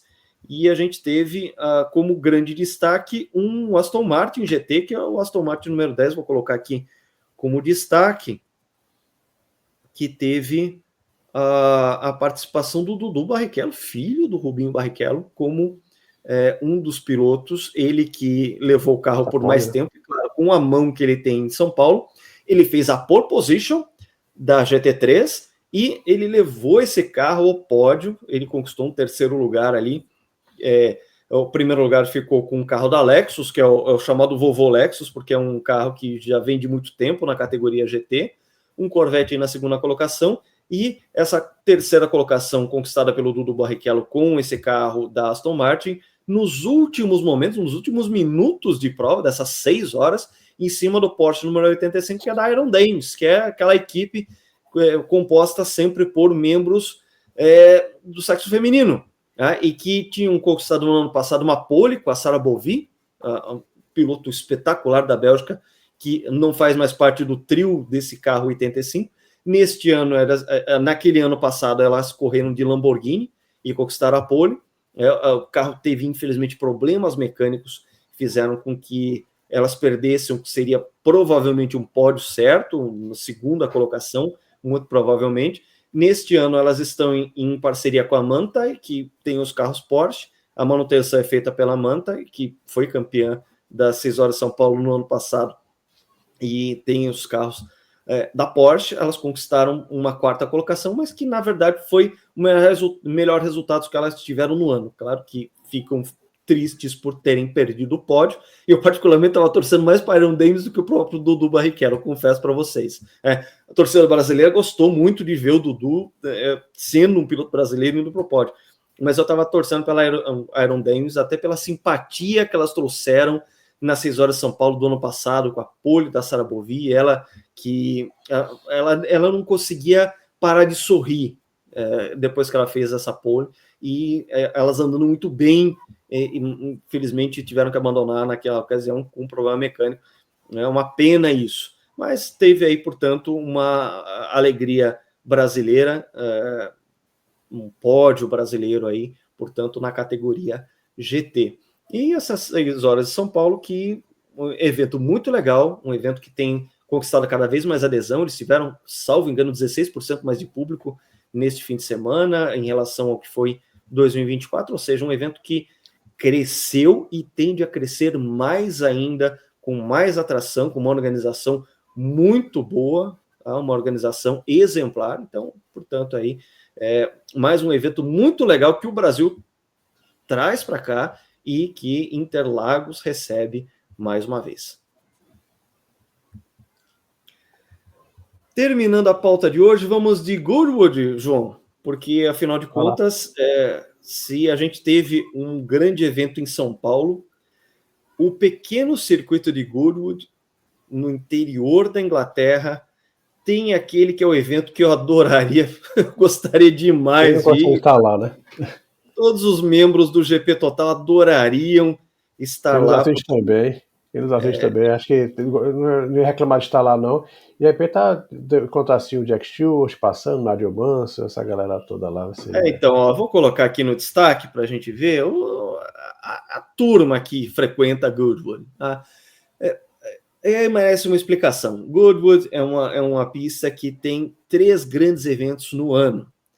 E neste fim de semana ocorreu o Goodwood Festival of Speed, Festival de Velocidade, em que são convidados pilotos lendários, carros lendários, equipes lendárias para fazer parte de um grande evento em que carros são colocados para desfilar em um circuito que é ali em ascensão, né? É um circuito que você tem um leve aclive e que passa em frente a arquibancadas que podem, enfim, visualizar e poder curtir esses carros e pilotos que fazem esse desfile. Eles não usam o circuito de Goodwood. O circuito ele é usado para o Goodwood Revival, que é de carros antigos. Ele tem uma pegada retrô, ele tem uma pegada vintage, que é mais voltada para corridas de carros antigos. Tá? Tem isso em várias categorias, e é bastante diferente do que a gente tem aí, que o Festival of Speed é uma grande celebração ao esporte a motor e a história do esporte a motor, trazendo carros de todas as épocas, pilotos de todas as épocas, muitas vezes temáticos e muitas vezes com homenagens também. O que a gente está vendo aí? A turma realmente pesada. A gente começa aí com Mika Häkkinen, bicampeão mundial de Fórmula 1, 9899. A barriguinha aí esse trio. Então, esse trio aqui, eu já vou colocar em blocos aqui. Esse trio já é um trio pesadíssimo, né? Não porque eles estão fora do peso, porque ali o Mika tá um pouco mais gordinho, Nigel Mansell também um pouco mais gordinho, o Prost ele consegue ficar um pouco mais esbelto, mas a gente tem numa mesma foto Mika Häkkinen, Alain Prost e Nigel Mansell. Aí muitos títulos mundiais, 3 caras que têm uma trajetória aí de excelência na Fórmula 1. Voltando aqui ao nosso grupo, eu acabei passando foto de maneira inadvertida. A gente tem aqui, neste quarteto aqui, a gente tem os mais veteranos da foto, a gente tem o Jack Stewart, do alto de seus 86 anos, já está com 86.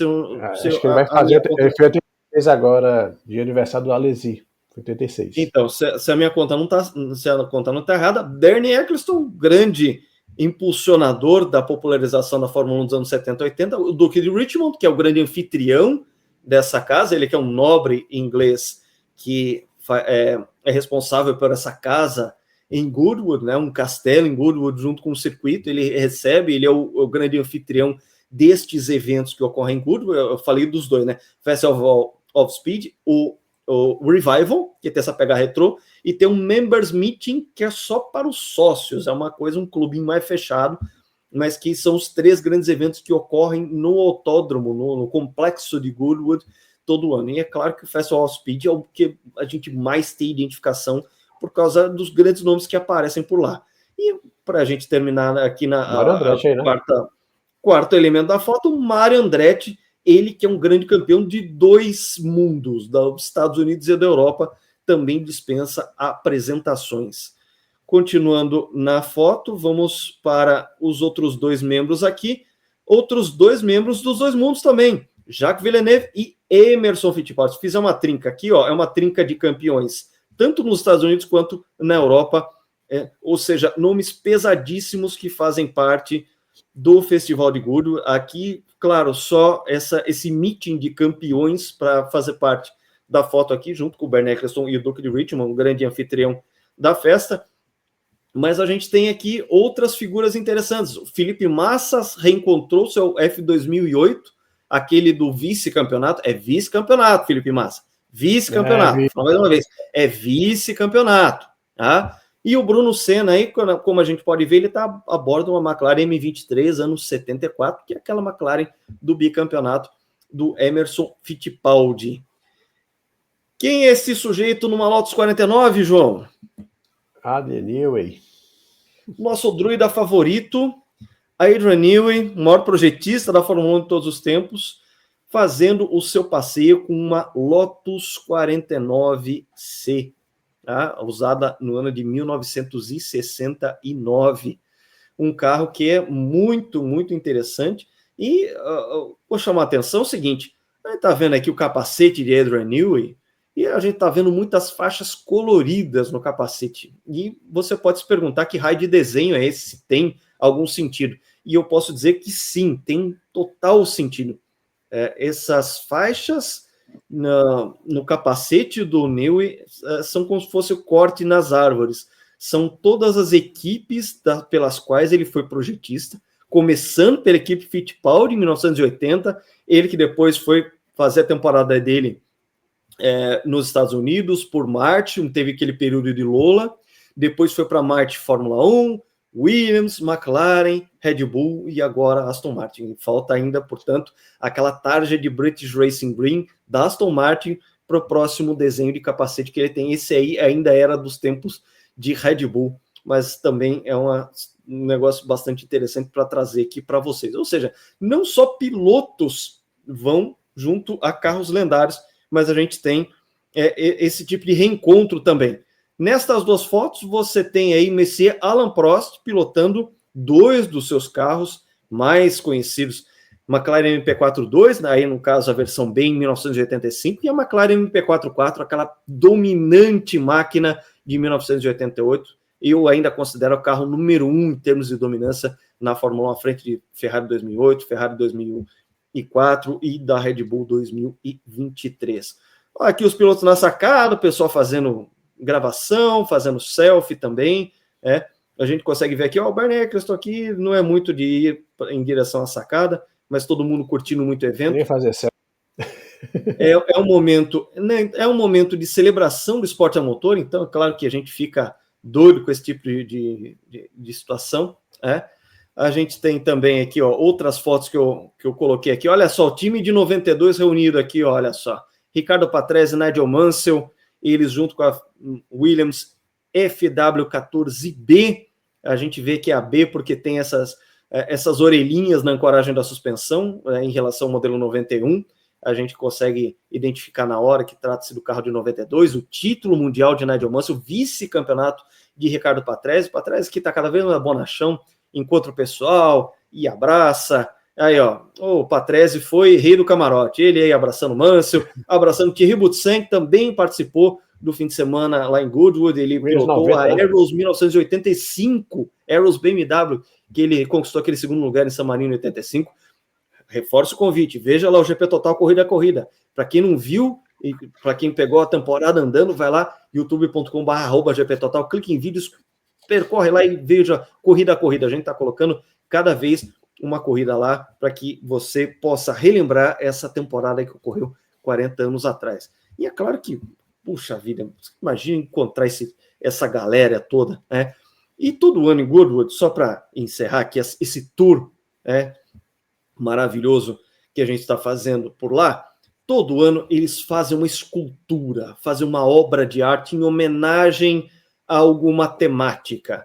E neste ano, o grande homenageado foi esse que também é um dos grandes projetistas da história da Fórmula 1, provavelmente meu projetista favorito, mais até do que Adrian Newey, Gordon Murray. Ele comemorando 60 anos de carreira, de desenhos revolucionários.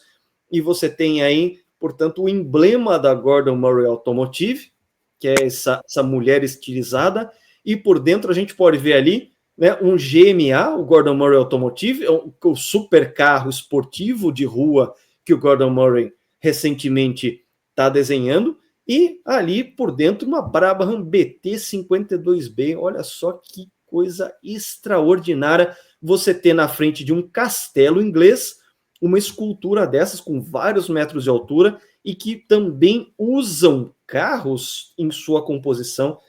São sempre obras de arte dinâmicas, ou seja, a cada ano muda, ou seja, ela vai ter uma hora que vai ser desmontada, mas claro que ela fica perene em seus registros e pela homenagem que ela traz a esse grande, esse genial Gordon Murray, que é um dos pais da 4x4, pode até se discutir ali o grau de paternidade dele, mas é um cara que trouxe Brabham ventilador, BT-44 Martini Racing, a BT-46B ventilador, a BT-49, a ABCD, títulos para o Nelson Piquet, a BT-52, 52B do bicampeonato, o cara que projetou a BT-55 Skate, teve essa linhagem dentro da McLaren, projetou o McLaren F1 com um super esportivo maravilhoso e que depois ganharia Le Mans em 1995. Então, portanto, um cara aí com muitos talentos, um cara genial, um sul-africano do mais alto talento, um dos meus personagens favoritos do esporte a motor, o grande Gordon Murray. Acho que é isso. Deu um recado aqui de Goodwood, é um lugar mágico. A galera tá lá, vale a pena. Quem puder ir, vá. Vale a pena. Exatamente. Se você não puder ir nas 6 horas de São Paulo, vá a Goodwood. Fica aí a dica, portanto. São fins de semana coincidentes. Se você não for às 6 horas de São Paulo, vá a Goodwood, que vale também muito a pena. E com isso, claro, a gente encerra aqui a nossa pauta, esse carrossel que a gente fez, né? Falamos de tantos assuntos aqui, falamos sobre essa crise da Red Bull, falamos sobre os novos contratos aí de transmissão de TV, falamos sobre as 6 horas de São Paulo, grande evento muito legal, trazido aqui no nosso grande palco Interlagos, falamos sobre esse baita desse evento, cheio desses velhinhos que a gente gosta de ver, que a gente aprendeu a amar a Fórmula 1 assistindo esses caras, e que estão presentes em Goodwood todos os anos no Festival Speed, que deve ser realmente um evento muito legal para se estar e para se curtir. Deve ser uma experiência realmente incrível, principalmente para quem gosta de história de esporte a motor, aquilo ali, história diante dos olhos, sendo devidamente homenageada. Fechamos, portanto, grande abraço a todos e espero vocês aqui. Até a próxima.